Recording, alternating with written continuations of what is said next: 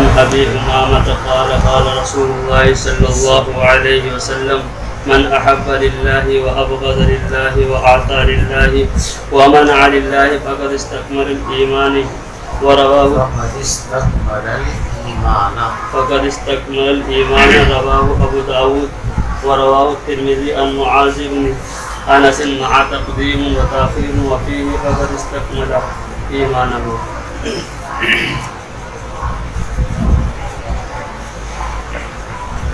دیکھیے جب محبت کمال کے درجے کو پہنچتی ہے تو محب اور چاہنے والا اپنے جذبات اور اپنے خواہشات کو محبوب کے جذبات اور خواہشات میں ضم کر دیتا کہ اب کوئی فرق باقی نہیں رہتا. جیسے فارسی کا ایک مقولہ ہے نا، من تو شدم تو من شد، من تن شدم تو جا شد، تاکس نگویت بعد ازا من دیگرم تو.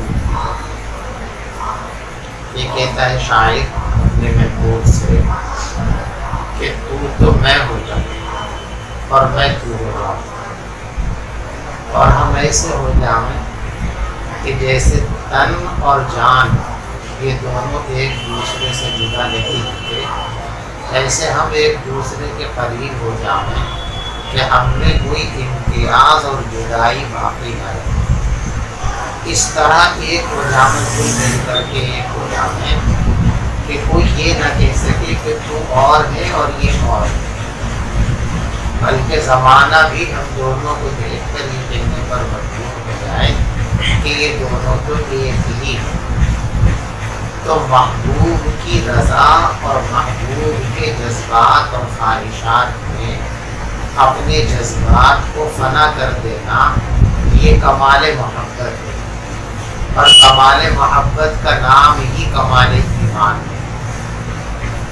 اسی لیے ایک حدیث کے اندر فرمایا گیا لا یؤمن احدکم حتی یکون ہواہ تبعا لما جئت بہ او کما قال صلی اللہ علیہ وسلم، کہ تم میں سے کوئی شخص اس وقت تک مومن نہیں ہو سکتا جب تک کہ وہ اپنے جذبات اور خواہشات کو میرے لائے ہوئے دین کے تابع نہ کرے. تو کمال محبت کا تقاضا یہ ہے کہ انسان اپنے جذبات اور خواہشات اور تمناؤں کو اپنے محبوب کی تمناؤں کے تابع کر دے. یہ کمال محبت ہے. اسی کمال محبت کو اس باب کے اندر بیان کیا. دیکھو کمال ایمان کے لیے حب نبوی اور حب الہی یہ ضروری ہے. تو یہاں حب الہی کے کمال کو بیان کیا گیا کہ اللہ سے اتنی محبت کرو، اتنی محبت کرو، اتنی محبت کرو کہ اپنے آپ کو حب الہی کے اندر بالکل مٹا دو اور فنا کر دو. اللہ کے اوامر اور اللہ کے احکام کے ماں سوا تمہارا کوئی جذبہ، تمہاری کوئی تمنا اور تمہاری کوئی خواہش باقی ہی نہ رہے، بلکہ تمہاری تمنا، تمہاری خواہش، تمہارا جذبہ بس وہ چیزیں بن جائیں جن کو اللہ تبارک و تعالیٰ چاہتا ہے. یہ کمال محبت. اور جب یہ کمال محبت کسی کے اندر پیدا ہو جائے تو پھر کمال ایمان کی سند ہو جائے. اسی کو اس روایت کے اندر بیان کیا. حضرت ابو امامہ رضی اللہ تعالی عنہ فرماتے ہیں کہ رسول پاک صلی اللہ علیہ وسلم نے ارشاد فرمایا من احب للہ، جو محبت کرے اللہ کے لیے. دنیا کی کسی چیز سے بھی اگر محبت ہو تو اس کی بنیاد اللہ کی محبت ہونی چاہیے کہ اللہ اس کی محبت کو پسند کرتا ہے، اس لیے میں محبت کرتا ہوں. ومن ابغض للہ، اور جو شخص نفرت اللہ کے لیے کرے، یعنی کسی سے نفرت کی بنیاد اپنے جذبات، اپنے خواہشات، اپنا غصہ اور انتقام نہیں ہونا چاہیے، بلکہ کسی سے نفرت ہو تو اس بنیاد پر ہو کہ اللہ اس کو پسند نہیں کرتا، اللہ اس کو پسند نہیں کرتا، میں بھی پسند نہیں کرتا۔ تو جس چیز سے اللہ محبت کرے اس سے میں محبت کروں، جس چیز کو اللہ پسند نہ کرے اس سے میں نفرت کروں۔ وَأَعْطَى لِلَّهِ، اور جو شخص اللہ ہی کے لیے دے، اپنے نام کے لیے، اپنی نمود کے لیے، اپنے جذبات کے لیے، اپنی خواہشات کے لیے نہ دے، اگر کسی کو بھی کچھ دے رہا ہے تو اس بنیاد پر دے کہ اللہ یہاں دینے کو پسند کرتا ہے۔ کسی کو نہیں دے رہا ہے تو نہ دینا بھی اس بنیاد پر نہیں ہونا چاہیے کہ اس آدمی سے مجھے نفرت ہے، اس آدمی نے مجھے تکلیف پہنچائی، یہ آدمی میرا کہنا نہیں مانتا، یہ آدمی میری بات نہیں مانتا، یہ میرے خاندان کا نہیں ہے، یہ میری برادری، یہ نہیں ہونا چاہیے، بلکہ کس بنیاد پر ہو کہ اللہ یہاں دینا پسند نہیں کرتا، اس لیے میں یہاں نہیں دے سکتا، مجھ کو یہاں دینا پسند نہیں۔ مرقات میں حضرت ملا علی قاری رحمۃ اللہ علیہ ارشاد فرماتے ہیں کہ یہاں 4 چیزیں یہ مثال کے طور پر بیان فرمائی ہیں، ورنہ مراد یہ ہے کہ انسان کا ہر عمل اللہ کے لیے ہو۔ جب انسان کی ساری زندگی اللہ کی مرضیات میں ڈھل جائے تو پھر وہ پکا مومن ہے۔ قرآن میں ہے نا، ان صلاتی و نسکی و محیای و مماتی للہ رب العالمین، ان صلاتی میری عبادتیں، و نسکی میری قربانی، و محیای اور میری پوری زندگی، و مماتی اور میری موت، سب کس کے لیے؟ للہ۔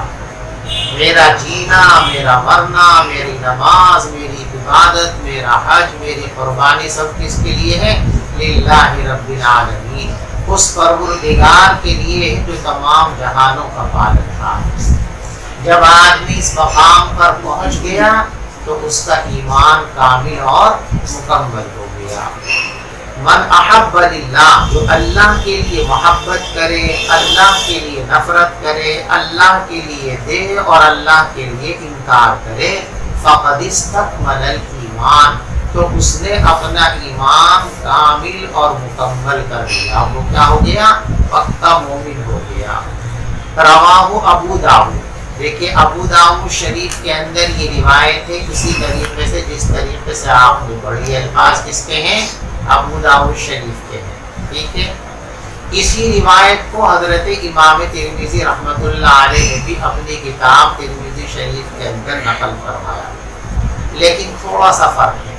پہلا فرق تو یہ ہے کہ ابو داؤد شریف کے اندر یہ روایت حضرت ابو امامہ رضی اللہ تعالیٰ عنہ کے حوالے سے آئی۔ امام ترمذی رحمۃ اللہ علیہ کی کتاب کے اندر یہ روایت حضرت معاذ ابن انس کے حوالے سے آئی ہے۔ تو دونوں کتابوں کی روایت کے اندر ایک فرق تو راوی کے اعتبار سے کہ ترمذی شریف کی روایت آئی ہے حضرت معاذ ابن انس کے حوالے سے، اور ابو داؤد شریف کے اندر روایت آئی ہے حضرت ابو امامہ رضی اللہ تعالیٰ عنہ کے حوالے سے۔ دوسرا فرق،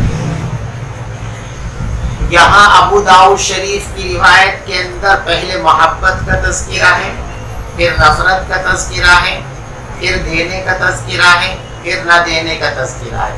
من احب للہ محبت کا ذکر، ابغض للہ نفرت کا ذکر، اعطى للہ دینے کا ذکر، منع للہ نہ دینے کا ذکر۔ لیکن ترمذی شریف کے اندر ان جملوں میں تقدیم و تاخیر، یہ چاروں جملے اس ترتیب سے نہیں آئے، وہاں ترتیب بدلی ہوئی ہے، سمجھ گئے؟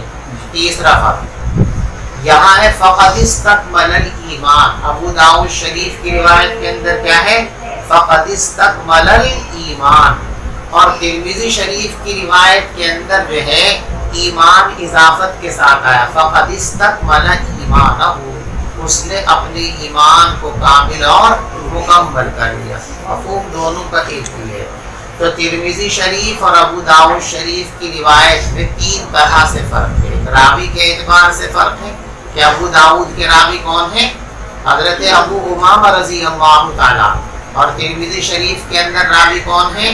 حضرت معاذ بن انس رضی اللہ تعالیٰ۔ دوسرا فرق جملوں میں تقدیم و تاخیر ہے، اور تیسرا فرق کہ وہاں فقد استکمل ایمان ہے ابو داؤد شریف کے اندر، اور ترمذی شریف کے اندر فقد استکمل ایمانہ.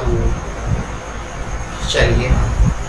وعن ابي ذر قال قال رسول الله صلى الله عليه وسلم افضل الاعمال الحب في الله والبغض في الله رواه ابو داود. دیکھیے جب انسان اپنی محبت کا معیار اللہ کی پسند کو بنا لے، اپنی نفرت کا معیار اللہ کی پسند کو بنا لے، تو اس سے ایمان میں کمال پیدا ہوتا ہے. اور ظاہر بات ہے کہ جو چیز ایمان میں کمال پیدا کرنے والی ہو وہ بہترین عمل ہے.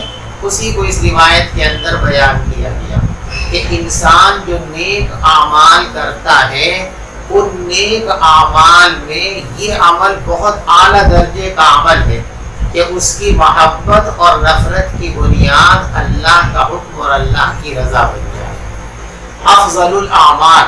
حضرت ابو ذر غفاری رضی اللہ تعالیٰ عنہ فرماتے ہیں کہ رسول پاک صلی اللہ علیہ وسلم نے ارشاد فرمایا تمام اعمال میں سب سے بہترین عمل اللہ کے لیے محبت کرنا اور اللہ کے لیے نفرت کرنا ہے. رواہ ابو داؤد. چلیے. وعن ابي هريره قال قال رسول الله صلى الله عليه وسلم المسلم من سلم المسلمون من لسانه ويده والمؤمن من آمنه الناس والمؤمن من آمنه الناس على دمائهم وأموالهم. رواه الترمذي والنسائي وزاد البيهقي في شعب الإيمان برواية فضالة والمجاهد من جاهد نفسه في طاعة الله والمهاجر من هجر الخطايا والذنوب او كما قال صلی اللہ علیہ وسلم. دیکھو روایت کا جو پہلا جملہ ہے یہ پیچھے گزر چکا ہے کہ مومن کامل وہ ہے جس کے ہاتھ اور جس کی زبان سے تمام مسلمان بلکہ تمام انسان محفوظ رہے. جو انسان اپنے آپ کو مومن بھی کہے اور اپنی زبان سے اپنے ہاتھ سے اپنے کسی بھی عمل سے دوسروں کو ایذا اور تکلیف پہنچائے وہ پکا مسلمان نہیں ہو سکتا. پکا مسلمان وہی ہو سکتا ہے جس سے کسی کو اذیت نہ پہنچے. ایسی فرمایا کہ پکا مومن ایک آدمی لا الہ الا اللہ کا اقرار کرتا ہے، ما جاء بھی رسول کی تصدیق بھی کرتا ہے، تمام چیزوں کو مانتا ہے، لیکن لوگوں کو جانی طور پہ نقصان پہنچاتا ہے، کسی کے مال کے اعتبار سے نقصان پہنچاتا ہے. تو جس آدمی سے لوگوں کی جان اور مال محفوظ نہ ہو، وہ لوگوں کو جانی اعتبار سے مالی اعتبار سے نقصان پہنچانے کا ارتکاب کرتا ہے تو وہ پکا مومن کہلانے کا لائق ہے. پکا مومن ہونے کے لیے ضروری ہے کہ وہ امن کا پیکر بن جائے، سلامتی کا پیکر بن جائے.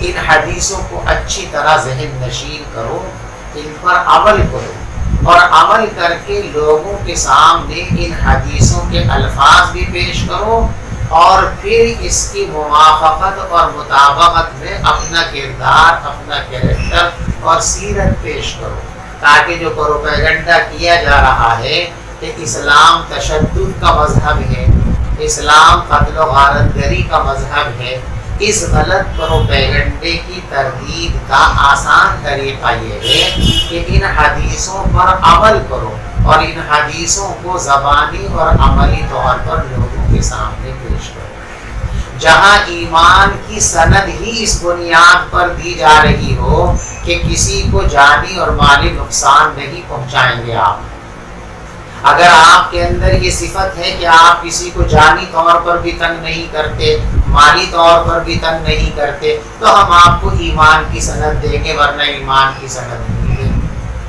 آپ اگر کسی کو تکلیف پہنچاتے ہیں، اذیت پہنچاتے ہیں، تو آپ کو مسلمان ہونے کی سند نہیں دی جا سکتی.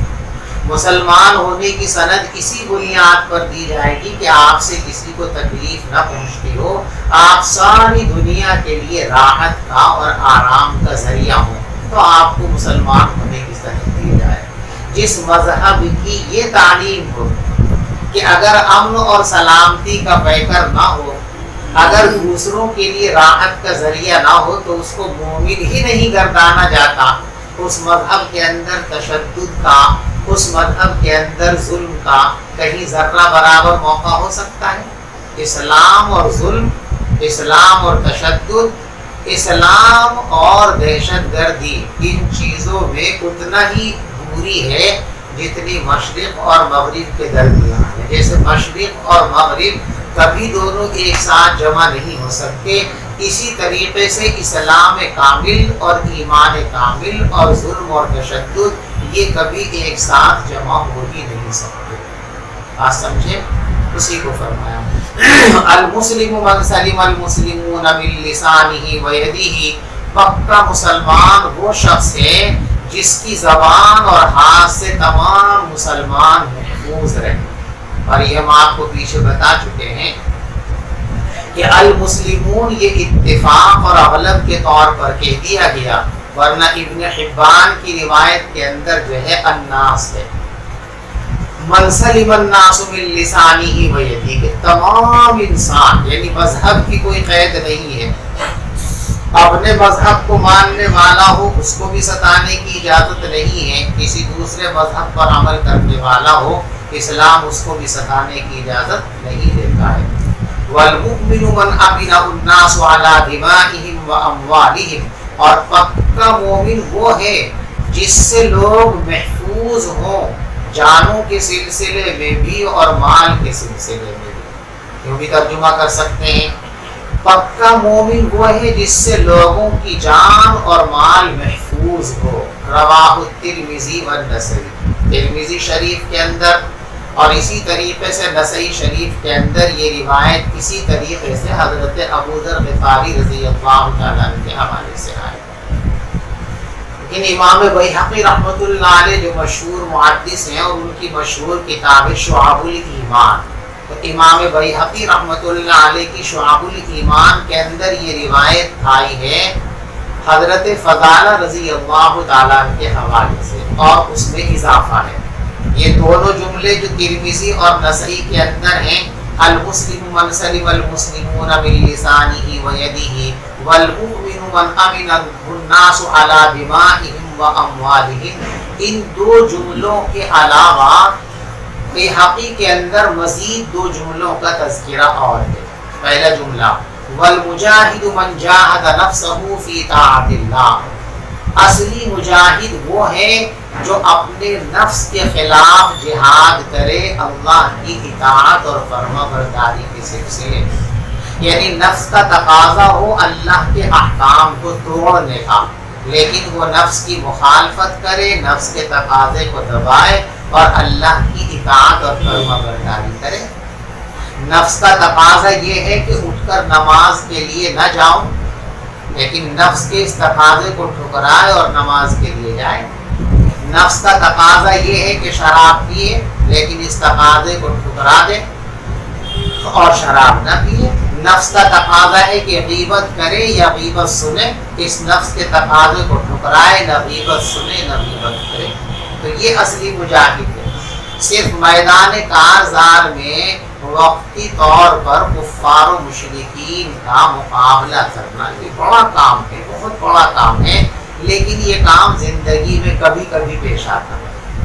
اور نفس کا مقابلہ ہر وقت کا ہے، 24 گھنٹے ہر آن کا مقابلہ ہے۔ نفس تو ہر وقت آپ کو اس طرف کھینچتا ہے کہ آپ اللہ کے احکام کو توڑ دیجیے۔ ان النفس لامارۃ بالسوء، نفس تو لازماً گناہوں کا اور برائیوں کا حکم دیتا ہے۔ تو بار بار نفس کے تقاضوں کو کچلتے رہنا یہ اصل جہاد ہے۔ والمجاہد من جاہد نفسہ فی طاعت اللہ، اور اصلی مجاہد وہ ہے جو اپنے نفس کے خلاف جہاد کرے اللہ تبارک و تعالیٰ کی اطاعت کے سلسلے میں۔ والمہاجر من حجر الخطایا والذنوب، اور اصلی مہاجر وہ ہے جو خطاؤں کو اور گناہوں کو چھوڑ دے۔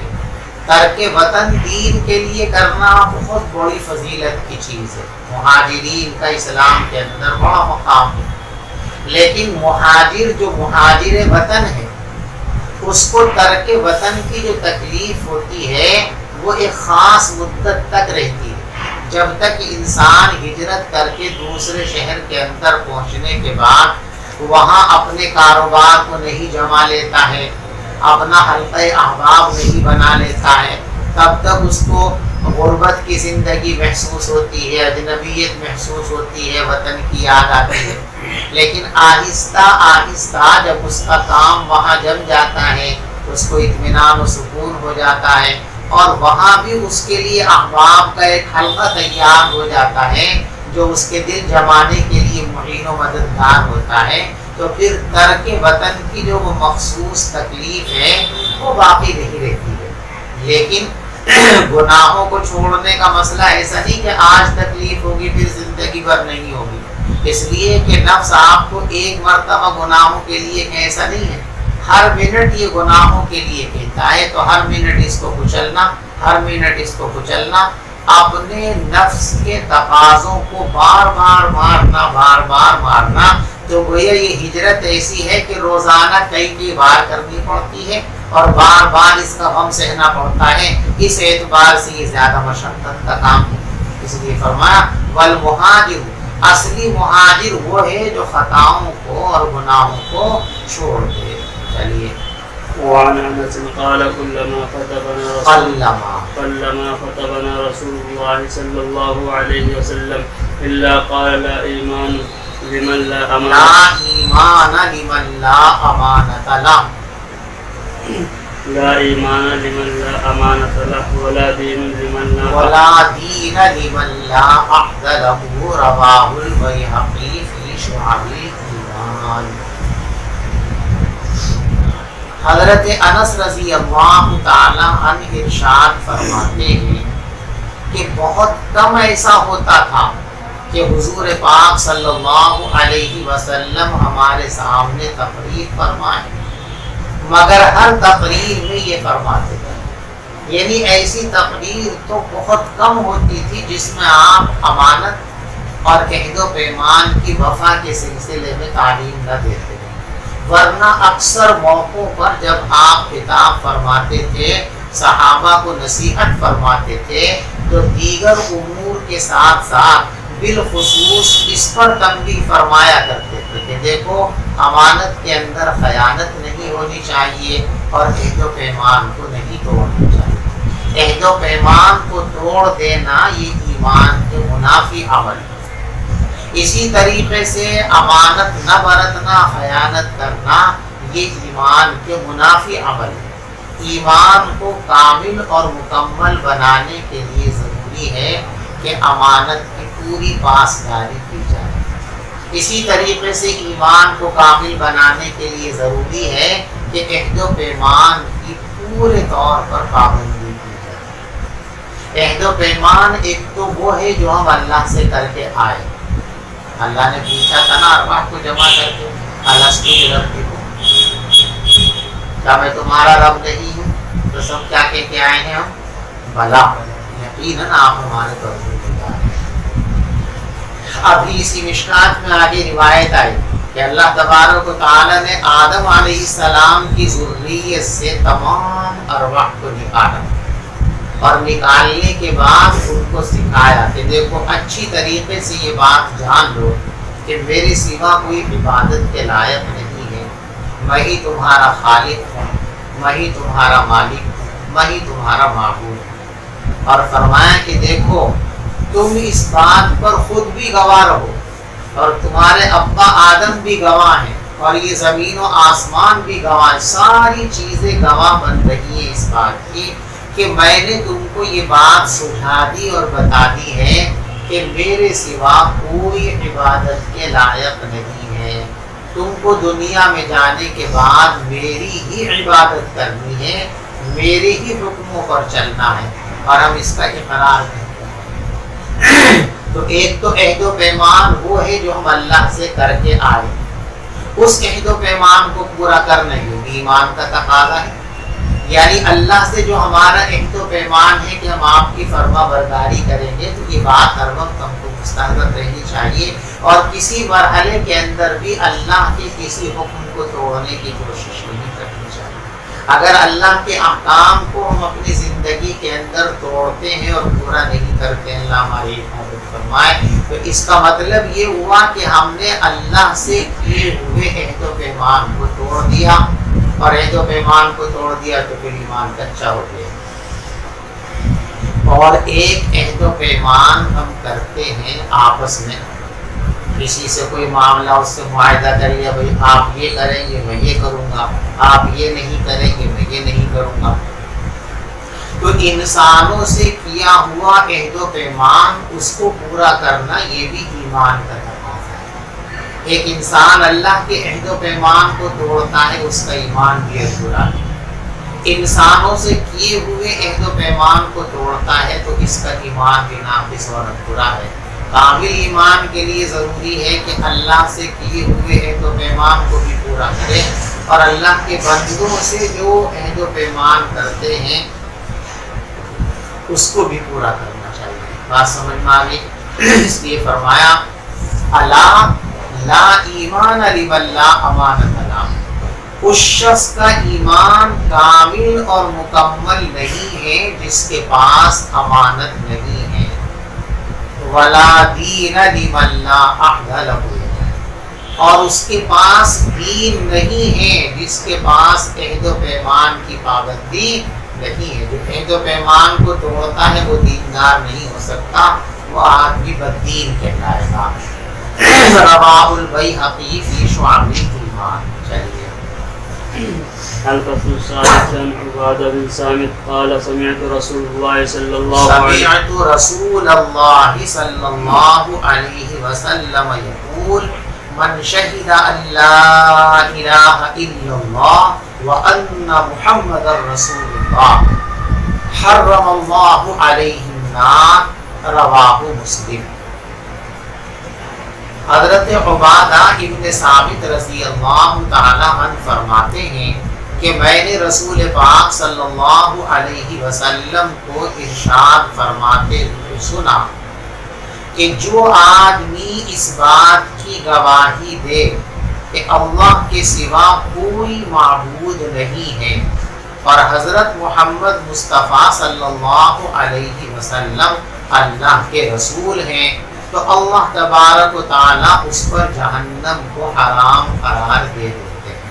یعنی ایسا آدمی ہرگز جہنم کے اندر نہیں جائے جو اللہ کو اپنا معبود مانتا ہو اور نبی پاک صلی اللہ علیہ وسلم کو اللہ کا رسول مانتا ہو، یعنی جو ایمان قبول کر لے وہ جہنم میں نہیں جائے گا۔ یہاں ایک چھوٹا سا اشکال ہے۔ مختلف آیات کریمہ اور احادیث مبارکہ سے یہ بات معلوم ہوتی ہے کہ بہت سے ایمان والے اپنے گناہوں کی بنیاد پر جہنم کے اندر جائیں گے، اور یہاں یہ فرمایا گیا کہ جس نے ایمان قبول کر لیا جہنم کی آگ اس پر حرام ہے۔ دونوں کے اندر تعارض ہو گیا نا۔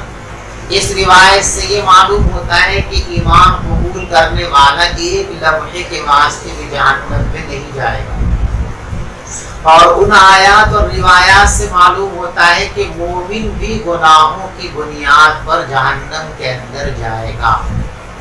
تو دونوں میں تعارض ہو گیا، تو اس کا جواب ذہن میں رکھیے۔ حضرات محدثین نے ایک جواب تو اس کا یہ دیا ہے کہ یہاں نار سے مراد خلود نار، کہ جس شخص نے ایمان قبول کر لیا صحیح طور پر اس کے لیے خلود فی النار حرام، یعنی اس کے لیے یہ بات ناممکن ہے کہ وہ ہمیشہ کے لیے جہنم میں ڈالے۔ سمجھ میں بات آ رہی؟ تو یہاں نفی ہے خلود کی، اور ان آیتوں اور روایتوں سے ثابت ہوتا ہے دخول، لہذا دونوں میں کوئی تعارض۔ اگر ان آیات اور روایت سے خلود ثابت ہوتا تو ٹکراؤ ہوتا، یا اس روایت میں دخول مراد ہوتا تو بھی ٹکراؤ ہوتا۔ ان آیات اور روایات کے اندر جہاں یہ بیان کیا گیا ہے کہ مومن بھی اپنے گناہوں کی وجہ سے جہنم کے اندر جائے گا، تو اس سے مراد مطلق دخول ہے، کچھ لمحے کے لیے، کچھ وقفے کے لیے، کچھ عرصے کے لیے جہنم میں جائے گا۔ اور یہاں نفی کس چیز کی ہے؟ خلود فی النار، کہ ایمان والے کو ہمیشہ ہمیشہ کے لیے جہنم میں نہیں ڈالا جائے گا۔ تو اب دونوں روایتوں کے مضمون میں کوئی ٹکراؤ نہیں ہوا۔ وہاں جو چیز ثابت کی گئی ہے وہ کیا ہے؟ دخول ہے، خلود نہیں ہے۔ اور یہاں جس چیز کی نفی کی گئی ہے وہ خلود ہے اور دخول، تو وہاں جس چیز کا ثبوت ہے اس کی نفی نہیں ہے، اور یہاں جس کی نفی ہے اس کا ان کے اندر ثبوت نہیں ہے، لہذا کوئی ٹکراؤ اور تعارض نہیں ہے۔ بات سمجھ گئے؟ بعض لوگوں نے اور بھی جواب دیے ہیں، مثلا کہ اس سے وہ مراد ہے کہ ایک آدمی نے اخیر وقت کے اندر کلمہ پڑھا اور اس سے کوئی گناہ بھی سرزد نہیں ہوا، فوراً مر گیا، ظاہر بات ہے کہ اس کو جہنم میں جانے کا موقع کیوں ملے گا؟ کیونکہ اسلام لانے سے پہلے جو کچھ اس نے کیا تھا وہ الاسلام یہدم ما کان قبل کے تحت ختم ہو چکا، اب وہ بالکل بے قصور ہے اور بے قصور کو جہنم کے اندر نہیں ڈالا جائے۔ اور بعض لوگوں نے اس کی تعبیر یہ کی ہے کہ من شہید اللہ الہ الا اللہ کا مطلب یہ ہے من شہید بلوازمی، کہ جو شخص اللہ کی توحید اور رسول اللہ کی رسالت کی گواہی دے اس کے تقاضوں کے ساتھ، اور اس شہادت کا تقاضا یہ ہے کہ اللہ کی نافرمانی نہ ہو، انسان تمام احکام کو پورا کرے، تمام منہیات سے بچے۔ اور ظاہر بات ہے کہ جس مسلمان نے دنیا میں اپنی زندگی کو ایسا بنا لیا کہ اوامر میں بھی کوئی کوتاہی نہیں کرتا ہے اور نواہی سے بھی پورا پورا اجتناب کرتا ہے، تو وہ ایک لمحے کے واسطے بھی جہنم کے اندر نہیں جائے گا انشاءاللہ۔ وعن عثمان رضی اللہ عنہ وعن عثمان رضی اللہ عنہ قال قال رسول اللہ صلی اللہ علیہ وسلم من مات وهو يعلم انه لا الہ الا اللہ دخل الجنہ، رواہ مسلم۔ دیکھو یعلم یہاں پر یتیقن کے معنی میں، کہ جو شخص، حضرت عثمان غنی رضی اللہ تعالی عنہ فرماتے ہیں کہ رسول پاک صلی اللہ علیہ وسلم نے ارشاد فرمایا کہ جو آدمی اس حال میں مرے کہ وہ اس بات کا یقین رکھتا ہے اور اس بات کی تصدیق کرتا ہے کہ اللہ کے سوا کوئی معبود نہیں ہے، دخل الجنہ، وہ ضرور جنت میں جائے گا۔ بات ہر مومن کے واسطے جنت لازمی ہے، البتہ دخول کے مراحل ہیں، کچھ نصیب ایسے ہیں کہ جو بغیر کسی مشقت کے پہلے مرحلے کے اندر جنت میں چلے جائیں گے، اللہ ہم گنہگاروں کو بھی ان میں شامل فرما لے، اور کچھ ایسے بھی ہوں گے کہ جن کو کچھ مشقتیں اور کچھ پریشانیاں، کچھ اپنے گناہوں کی سزا بھگتنے کے بعد جنت میں جانا پڑے گا، لیکن معالن ہر مومن کا ٹھکانہ جنت ہی ہے، مومن ہمیشہ ہمیشہ کے لیے جہنم میں نہیں رہے گا۔ عن جابر قال قال رسول الله صلى الله عليه وسلم سنتان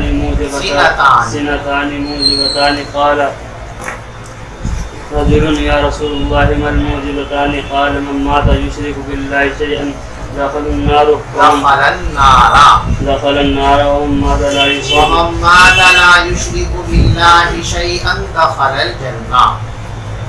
حضرت جابر رضی اللہ تعالی عنہ فرماتے ہیں کہ رسول پاک صلی اللہ علیہ وسلم نے ارشاد فرمایا کہ دو باتیں لازم کرنے والی ہیں، یعنی دو عمل ایسے ہیں کہ ان میں سے ایک عمل جنت کو لازم کرتا ہے اور ایک عمل جہنم کو لازم کرتا ہے۔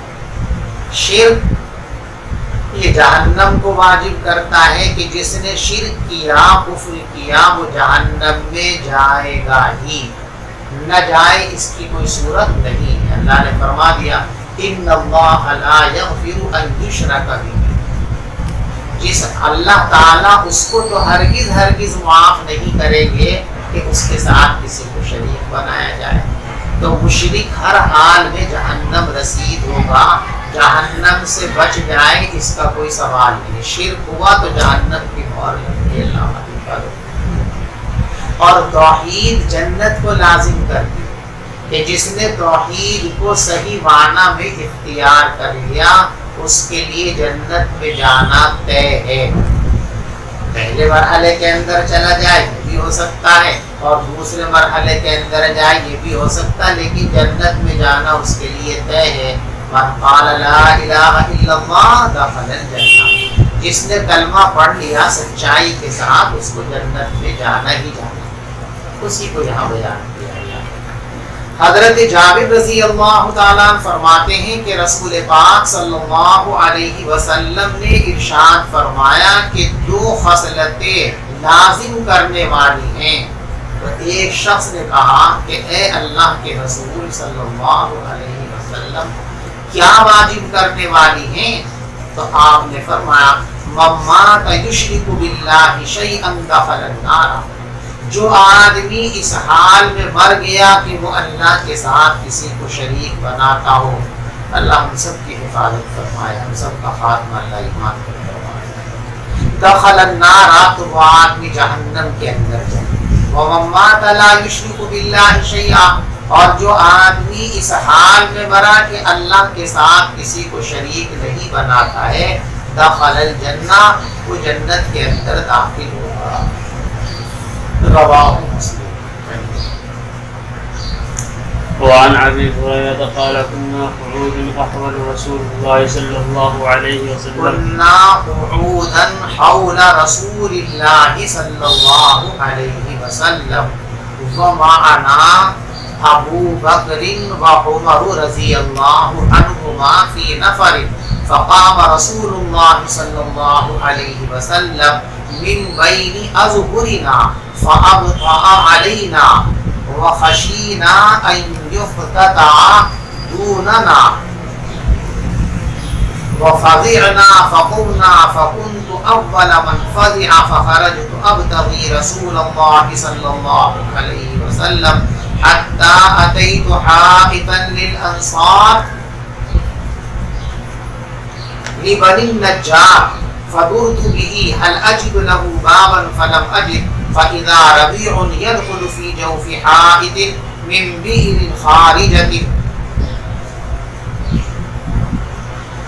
والربيع الجدول قال فاحتفظت فدخلت على رسول الله صلى الله عليه وسلم فقال أبو هريرة فقلت نعم يا رسول الله قال ما شأنك قلت كنت بين أظهرنا فقمت فأبطأت علينا فخشينا أن تقتطع دوننا ففزعنا فكنت أول من فزع فأتيت هذا الحائط فاحتفظت كما يحتفي الثعلب وهؤلاء الناس ورائي فقال يا أبو هريرة فأعطاني عليه فقال اذهب بنعلي هاتين فمن لقيك من وراء هذا الحائط يشهد أن لا إله إلا الله مستيقنا بها قلبه فبشره بالجنة. فكان أول من لقيت عمر فقال ما هاتان النعلان يا أبا هريرة فقلت هاتان نعلى رسول الله صلى الله عليه وسلم بعثني بهما من لقيت يشهد أن لا إله إلا الله مستيقنا بها قلبه بشرته بالجنة.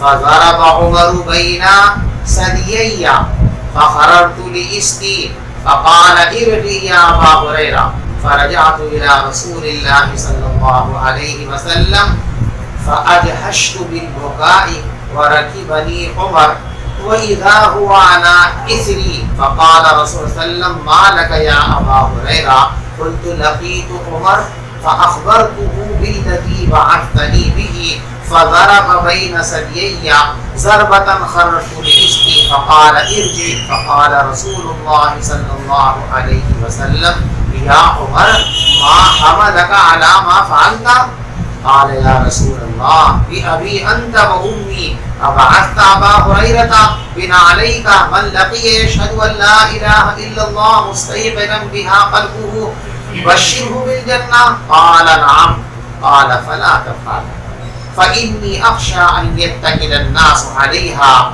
فخلهم يعملون فقال رسول الله صلى الله عليه وسلم فخلهم رواه مسلم. دیکھو یہ لمبی حدیث ہے حضرت ابو ہریرہ رضی اللہ تعالیٰ عنہ فرماتے ہیں کنا قعودا حول رسول اللہ، ہم حضور پاک صلی اللہ علیہ وسلم کے ارد گرد بیٹھے ہوئے تھے۔ دیکھو ہمارے یہاں بیٹھنے کی عموماً یہ ترتیب ہے درسگاہ کے اندر، ایک لائن استاذ کے سامنے بیٹھ گئی، پھر اس کے پیچھے ایک لائن، پھر اس کے پیچھے ایک لائن، پھر اس کے نیچے جہاں تک بھی جائے۔ اس زمانے کے اندر بیٹھنے کی یہ ترتیب نہیں تھی، بلکہ استاذ مجلس کا سربراہ بیٹھ گیا، اب اس کے دائیں سے یوں سامنے بائیں تک حلقہ بنا دیا، تو اب یہ بھی اس حلقے کے بیچ میں آ گیا نا، جو حلقہ اور زنجیر بنی، یہ رئیس الحفلہ اور یہ صدر مجلس سربراہ، یہ بھی اسی حلقے میں شامل۔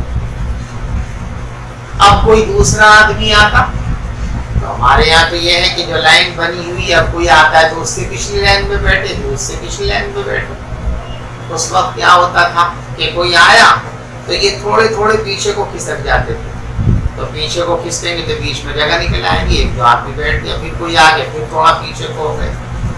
تو صحابہ کرام اس طرح حلقہ بنا کر کے بیٹھتے تھے، اس طرح آگے پیچھے عموماً نہیں بیٹھتے تھے۔ کثرت کے ساتھ کیسے بیٹھتے تھے؟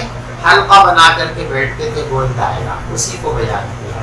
قُلْنَا قُعُودًا حَوْلَ رَسُولِ اللَّهِ، ہم لوگ حضور پاک صلی اللہ علیہ وسلم کے ارد گرد بیٹھے ہوئے تھے۔ وَمَعَنَا أَبُو بَكْرٍ وَعُمَرَّ رضی اللہ عنہما فی نفر، اور ہمارے ساتھ جماعت میں حضرت ابو بکر اور حضرت عمر رضی اللہ تعالی عنہما بھی موجود تھے، اور سارے صحابہ بیٹھے ہوئے تھے، یہ دو بزرگ بھی موجود تھے۔ فقام رسول اللہ من بین اظہرنا، تو پیغمبر علیہ الصلوۃ والسلام ہمارے درمیان سے اٹھ گئے۔ دیکھو حضور پاک صلی اللہ علیہ وسلم جب مجلس ختم فرماتے تھے تو عموماً اشارے میں یا صراحتاً یہ بات واضح فرما دیتے تھے کہ مجلس ختم، تاکہ لوگ انتظار میں نہ رہیں، جو جانا چاہتے ہیں وہ چلے جائیں۔ اور اگر مجلس ختم نہیں کرنا مقصود ہوتا تھا، کسی ضرورت کے لیے تشریف لے جاتے، تو اشارتاً یا صراحتاً اس کی وضاحت فرما دیا کرتے تھے کہ میں لوٹ کے آ رہا ہوں، تو پھر لوگ بیٹھے رہتے تھے انتظار میں کہ آپ تشریف لائیں گے دوبارہ پھر ہم استفادہ کریں گے۔ اس مجلس میں اچانک آپ اٹھے اور ایسا کوئی اشارہ نہیں دیا کہ جس سے یہ سمجھا جائے کہ مجلس ختم ہو گئی، اس لیے صحابہ کرام مجلس سے اٹھ کر نہیں گئے اور مجلس میں بیٹھے رہے کہ حضرت اب تشریف لائیں، اب تشریف لائیں، تشریف لائیں، آئیں گے تو پھر سے استفادہ کریں گے۔ سمجھ میں آئی؟ لیکن اتفاق کی بات یہ کہ کافی دیر گزر گئی، نبی پاک صلی اللہ علیہ وسلم لوٹ کر نہیں آئے، تو اب صحابہ کو تشویش ہونے لگی، اس لیے کہ مدینے کا اول دور جو ہے وہ خطرات کا دور ہے۔ مدینے میں خود اور مدینے کے اطراف میں بہت سارے یہودی آباد ہیں، اور یہودی آپ کے مذہب کے بھی دشمن تھے، آپ کی جان کے بھی دشمن تھے، اور آپ کی جان لینے کی بارہا انہوں نے کوششیں کی۔ اس لیے صحابہ کرام کو خوف ہوا کہ بھی ایسا نہ ہو خدا نہ خواستہ کہ آپ اکیلے تشریف لے گئے اور آپ کو اکیلا پا کر کوئی کچھ نقصان پہنچا دے، آپ کو کوئی تکلیف پہنچا دے، آپ کو اوپر حملہ کر دے۔ اس لیے سارے صحابہ گھبرائے، اور گھبرانے کے بعد ان کے اندر یہ جذبہ پیدا ہو کہ چلو حضور کو ڈھونڈنے کہاں۔ تو کہتے سارے لوگ گھبراہٹ کا شکار ہوئے اور سب ڈھونڈنے کے واسطے آمادہ ہوئے، لیکن سب سے پہلے میں اٹھ کر کے چلا کہ میں تلاش کرتا ہوں، میں ڈھونڈتا ہوں آپ کہاں تشریف لے گئے۔ تو ڈھونڈتے ڈھونڈتے ڈھونڈتے ڈھونڈتے میں نشانات قدم دیکھتے دیکھتے ایک باغ کے قریب پہنچ گیا۔ اس باغ کی چہار دیواری ہوئی تھی، چاروں طرف دیوار بنی ہوئی تھی، ایک گیٹ بنا ہوا تھا داخل ہونے کے لیے۔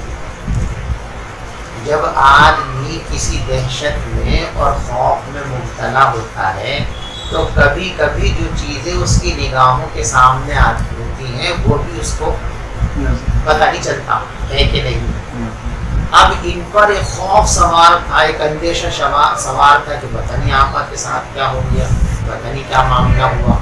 تو چاروں طرف گھومتے رہے باغ کے, لیکن باغ میں جانے کا جو گیٹ تھا, دروازہ تھا, وہ نظر نہیں آیا حضرت کو. اندیشے اور خوف کی وجہ سے ذہن اس طرف تھا. اب کدھر سے باغ کے اندر جا کے دیکھوں کہ آقا اندر ہیں یا نہیں ہے, سلامت ہیں یا نہیں ہے. جب کہیں کو راستہ نہیں ملا, ڈھونڈتے رہے تو دیکھا کہ ایک چھوٹی سی نالی جا رہی تھی اندر, دیوار, اور دیوار کے اندر ایک چھوٹا سا ایسے سوراخ پانی جانے کے لیے. جو باغ کی سیرابی کے لیے کنویں سے پانی آتا تھا تو اس پانی کے لیے گول بنی ہوئی تھی. اب وہ گول اندر گئی تو جہاں کو وہ گول جائے گی دیوار میں سوراخ ہوگا نا, ایک چھوٹا سا سوراخ تھا. اب اس میں آسانی سے تو جا نہیں سکتا تھا. تو جیسے چھوٹی جگہ میں لومڑی بالکل ایسے یوں ہو جاتی ہے, میں بھی بالکل اس طریقے سے سمٹ گیا.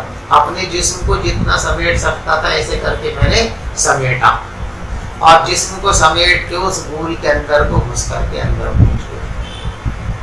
جا کے دیکھا تو آقا تشریف فرما ہے. تو ابو ہریرہ ایک تو بغیر اطلاع کے اچانک آئے, اور دروازہ بند تھا, دروازہ کھلوایا نہیں, اندر آ گئے تو تعجب کی بات تھی نا.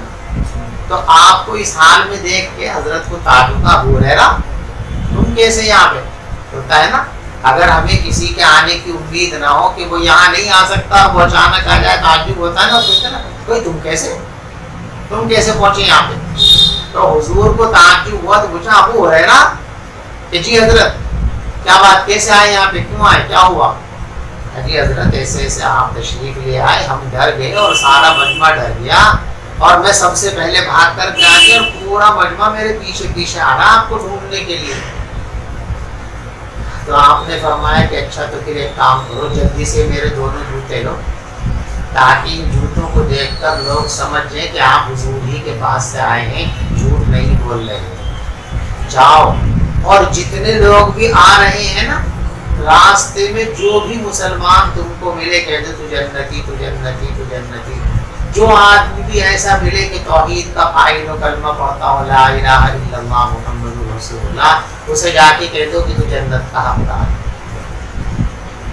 بیچارے خوشی خوشی چل دیے, باغ سے باہر نکلے, تھوڑی دور چلے تھے, سب سے پہلے حضرت عمر فاروق رضی اللہ تعالیٰ عنہ گئے. ابو ہریرہ کہاں جا رہے ہو, یہ جوتے کیوں اٹھا رکھے آپ نے؟ آج یہ حضور کے نالین مبارکین ہیں, اور حضرت نے مجھے بھیجا ہے کہ جو بھی تم کو کلمہ وہ ملے, توحید پرست ملے, اسے جا کے جنت کی بشارت دے. حضرت عمر نے یہ سنا تو ایک مکہ ان کی چھاتی پہ رس گیا, کہتے مکہ لگے تھے, پیچھے ہو جا پڑا میں. حضرت عمر نے دیکھ مارا تو مجھ سے برداشت نہیں ہوا, سمجھ نہیں پایا, پیچھے ہو جا پڑا سرین کو گئے. جب میں جا پڑا تو پوچھا عمر نے, بتا کہاں جا رہا, چل واپس فوراً چل. آجی بس میں فوراً بھاگ گیا واپس, اور عمر بھی پیچھے پیچھے آ رہے, بس جان لے لیں گے میری. ابھی یہ بات بتا ہی رہے تھے تو حضرت عمر بھی پہنچ گئے پیچھے سے. حضور نے پوچھا عمر آپ نے یہ حرکت کی؟ ابو ہریرہ بیچارے میرے کام سے جا رہے تھے, تم نے ان کو مار کے واپس کر دیا, ایسا کیوں کیا؟ آپ نے پوچھا حضرت واقعی آپ نے ان کو بھیجا تھا یہ خوشخبری دینے کے لیے کہ جو بھی توحید کا قائل ملے اس کو جنت کی بشارت دے دو, کہ ہاں میں نے بھیجا تھا. تو حضرت عمر نے فرمایا کہ حضرت میری گزارش یہ ہے کہ آپ ایسا نہ کریں. اگر ہر مسلمان کو یہ کہہ دیا جائے کہ بس کلمہ پڑھ لیا تو تم جنتی ہو, جیسا آج کے مسلمانوں کا حال ہے نا, نام مسلمان کا رکھ لیا, نماز ایک وقت کی نہیں, روزہ ایک دن کا نہیں ہے, زکوٰۃ کا تصور ہی نہیں ہے, اور جوا, سٹا, شراب, غیبت سارے کام کر رہے ہیں, پر کیا ذہن میں ہے بھائی ہم تو جنت کے لیے بتا رہے مسلمان ہیں, جنت تو مسلمانوں کے لیے بنی. ایک تصور ہے کہ عمل کرو یا نہ کرو, جب مسلمان ہو گئے تو ہم تو جنت ہی جائیں گے, جہنم میں تو کافر جائیں گے. تو عام لوگوں کا یہ مزاج, حضرت عمر اسی سے خائف تھے کہ لوگ ایسا نہ ہو کہ جب ان کو یہ بتا دیا جائے کہ بس کلمہ پڑھنے کی بنیاد پر تم جنت میں چلے جاؤ گے، تو جو لوگ اعمال شاقہ کرتے ہیں، دین کے احکام کو پورا کرنے میں مشقت اٹھاتے ہیں، وہ اس مشقت کو چھوڑ دیں گے کہ جب جنت میں یوں بھی چلے جائیں گے تو جب روٹی ملے یوں تو کھیتی کریں کیوں؟ جب آدمی کو یہ اندازہ رہتا ہے کہ محنت کروں گا تو روٹی ملے گی، کام نہیں کروں گا تو روٹی نہیں ملے گی، تو کام کرے۔ اور اگر روزانہ بغیر کام کی بھی روٹی مل رہی ہے، گھر میں کوئی کام کرنے کو نہیں کہتا تو پھر ٹھلوا ہو جاتا ہے، پھر کیوں کام کرے گا؟ پھر تو بھاگا بھاگے ادھر ادھر بھگ جائے کرے گا۔ تو جب یہ پتہ چل جائے گا کہ جنت تو ملنی ہے تو لوگ عمل کرنا چھوڑ دیں گے۔ تو حضرت عمر نے فرمایا کہ میری رائے یہ ہے کہ لوگوں کو یہ بات نہ کہی جائے، لوگ جنت کی طلب میں عمل کر رہے ہیں تو ان کو عمل میں لگا رہنے دو، ایسا نہ ہو کہ وہ اسی پہ بھروسہ کر کے عمل کو چھوڑ کے بیٹھ جائے۔ پیغمبر علیہ السلام نے بھی حضرت عمر رضی اللہ تعالیٰ عنہ کی بات کو مناسب سمجھا، اس لیے ان کی رائے کو قبول فرما لی اور کہہ دیا فقل، ٹھیک ہے، تو لوگوں کو عمل میں لگا رہنے دو، یہ خوشخبری اور بشارت مسئلہ کیا سمجھ میں آ گئی؟ گھنٹہ ہو گیا، چلو کل کریں گے۔